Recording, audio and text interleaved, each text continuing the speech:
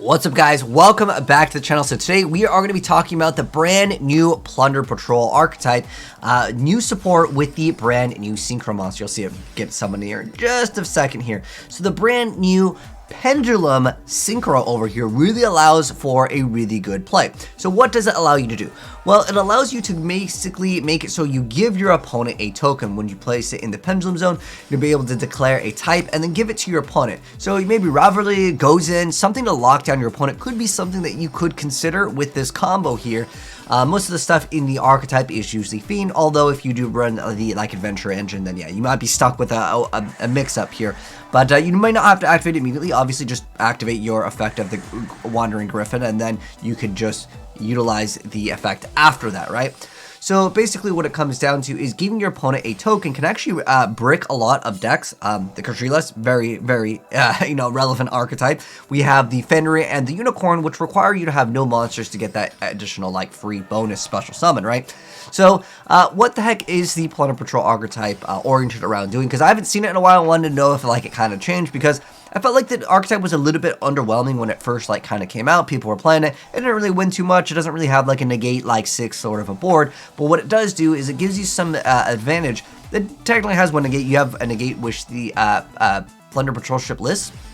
So it's just like the generic like YuGiOh card. When your opponent activates a monster effect, quick effect, you can discard a Plunder Patrol, negate the activation, and destroy it. Then if this card is equipped with a Plunder Patrol card, you get to search your deck for any Plunder Patrol card from your deck to your hand. A lot of the cards in the entire archetype let you just search out whatever you want from your deck, which is pretty good. It has insane amounts of consistency, but you have to like lose one card to like add one, essentially, which is kind of like a downside, but like you neutralize it in some sort of way, because a lot of the other cards will just start bringing back cards from the graveyard, almost like if they're like thrown overboard to the seas, right? That's, I guess, maybe the theme of the archetype. But with the field spell, you can actually get a pretty decent amount of attack, and you can OTK your opponent.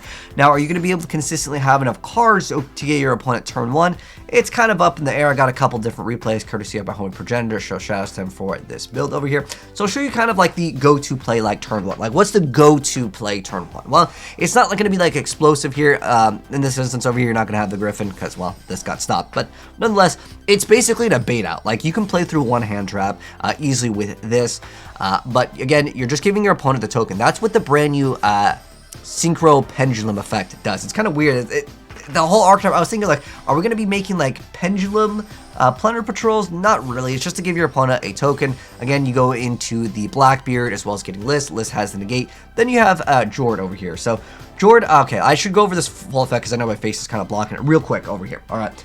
So if your opponent special summons a monster, you can just search your deck for a Plunder Patrol card from your deck to your hand. Then if this card is equipped with a Plunder Patrol card, which in our case, it's got Redbeard attached to the ship. It's kind of cool how like you have the pirates on the ship as an equip. I think that was a cool idea for them. But anyways, if it's equipped with a Plunder Patrol card, you can special summon one Plunder Patrol monster from your deck. So being able to special summon from the deck, and on top of that, being able to like add one, really, really cool stuff indeed. And then on top of that, you can target a Plunder Patrol card in your graveyard and also add it to your hand. And if you do place this card in your pendulum zone, and then that's how you get the other effect. So this effect you guys can read, where declare an attribute, return this card to the extra deck, and then you get to summon a Plunder Patrol token to both players' fields in defense position. So allowing you to potentially lock your opponent or giving them that card. There's a lot of things where it's like if your opponent controls a monster, you're able to do something. It's supposed to be sort of more like reactive in when your opponent is like going first. Your opponent has to control a card, and this could potentially prevent other plays, imperm, or like anything that would require you to have like no board, right? Lightning Storm, I think, is as well would be a card where it's like if you control no card, you can activate this effect. So there are some like things where it kind of activates this weird mechanic. And again, some archetypes you will have like some sort of lockout to your opponent, and now you can just snatch steal the equip over here with the Plunder Patrol ship brand over here. All other Fiend monsters gain 500 attack. Discard a Plunder Patrol card, target a spell and trap, and banish it, and then you can add another Plunder Patrol monster. It's a quick effect if it's got the equipped with a Plunder Patrol card. So a lot of them get some sort of bonus if you kind of have the pirate on the ship. I think that's what they were going for. Here's another matchup against the Kasrilas, which is again very, very relevant in this day and age. We'll actually let them go first over here. Got the imperm for potential negation stoppage over here. So we're gonna stop the Rise Heart. Gonna be losing out on that bonus over there. But let's see what the player goes for. He goes for the Scareclaw, goes for the Shangri-La. Gonna try to like lock down some zones. So bam, gonna special summon the Fenrir. And then we see the Shipyard activated. And we're gonna go ahead and get some additional cards. He's gonna activate that effect. He's gonna get the lockout of the Spell and Trap Zone. It's kind of hard unless you get like everything banished for the archetype. And we still got an Imperm over here. We got the Iris Mirror. So you already know what this is going right into, adding that card. And then he's going to activate that effect, bring out the golden hair of the card. Plunder Patrol Ship Jord coming out. You guys already know this combo where you just basically get to add another card, give your opponent a token, you get a token, they get a token. It's fair, right, Kappa? But like, yeah, and this is a 0. I don't know if someone's gonna try something really weird, but giving your opponent a 0/0 token can potentially be utilized with like Chaos Max or maybe some weird combos to do like an OTK Pierce, you know. It just opens up the doors. Again, giving your opponent a token or just anything with a 0/0 can open up the doors for other weirder obscure combos, because looking at what you require to actually make this over here, it's a 1 tuner and 1 non-tuner monster, so it's not specifically for them, right? And you can just return to the extra deck and you just give opponent a token over there, which can be kind of okay.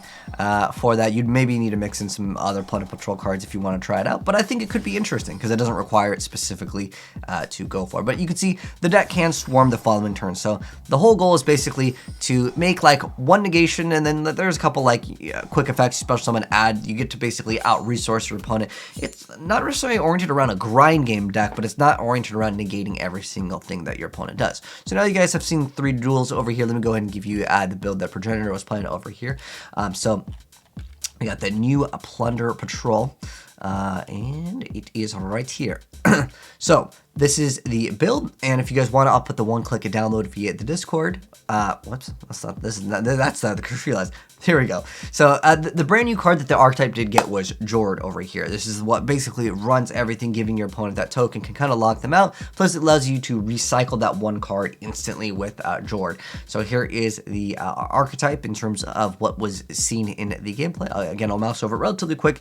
So just in case any of you guys want to build it in real life, let me know, guys, if you've played against this deck, what do you think of it? For me, I think that it is a pretty decent archetype. Again, I know the common thing with Yu-Gi-Oh, and like I've been saying it too, like if it doesn't negate 6, a lot of people aren't really interested in playing it. You can maybe throw up another disruption, maybe like, well, technically you have like maybe 2 negations if you go for Toad, and then on top of that, well, you're gonna make Bahamut Shark first though. But if you go for Toad, you can have like 2 negations, but you do have other disruptions with like the quick effect, potentially bring up another monster, maybe dodge something, maybe defense up, because the archetype itself is, again, pretty consistent with the ability to add most of the cards from their deck. That's probably one of the best search abilities, I would say, in an archetype in a while. But anyways, that's going to wrap it up for the video. Let me know your thoughts down below, but if you guys enjoyed it, drop a like on it, and if you're new here and you want to see more new Yu-Gi-Oh gameplays in the future, subscribe to the bell, and I'll see you on the next video. Take care, and I am out. Peace.